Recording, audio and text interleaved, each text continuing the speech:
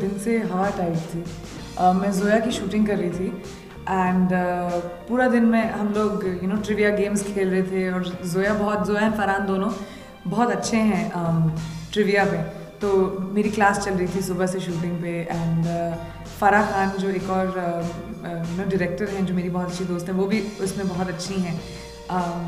तो हमारी सुबह से बात चल रही थी, ट्रेनिंग चल रही थी मेरी, तो मेरी तो हवा टाइट थी। मैंने आके सिद्धार्थ से बोला, उषा से बोला जब मैं मिली, अमित जी से बोला सर थोड़ी हेल्प कर दो ना हमारी, लेकिन madam ji sorry don't worry, नहीं हेल्प नहीं की किसी ने हमारी, लेकिन वी डिडंट डू बैड। हम लोग ने अच्छा खेला।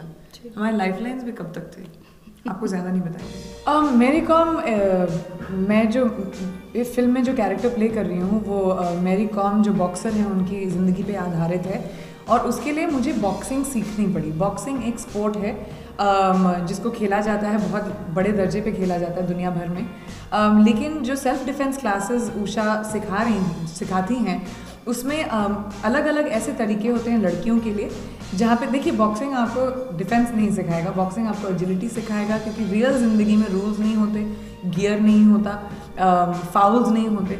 रियल ज़िंदगी में कोई भी कुछ भी कर सकता है। तो इस रियल ज़िंदगी में लड़कियों को तैयार करने के लिए सेल्फ डिफेंस क्लासेस उषा सिखाती हैं एंड उनमें से मुझे थोड़े से मूव सीखने, जो अगर कोई आरएल एक चॉप है जो उसने बताया था यहाँ पे आता है, अगर उस चॉप से मारो तो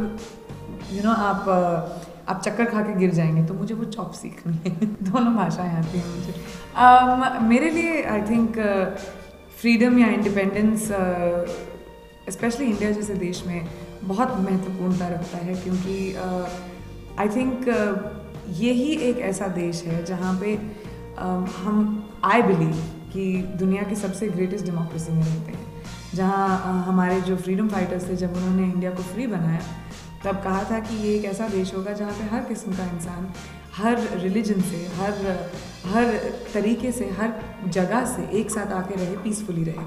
तो ये वो देश है मेरे लिए और आई थिंक मैं उस देश को इस इंडिपेंडेंस डे याद करना चाहूँगी।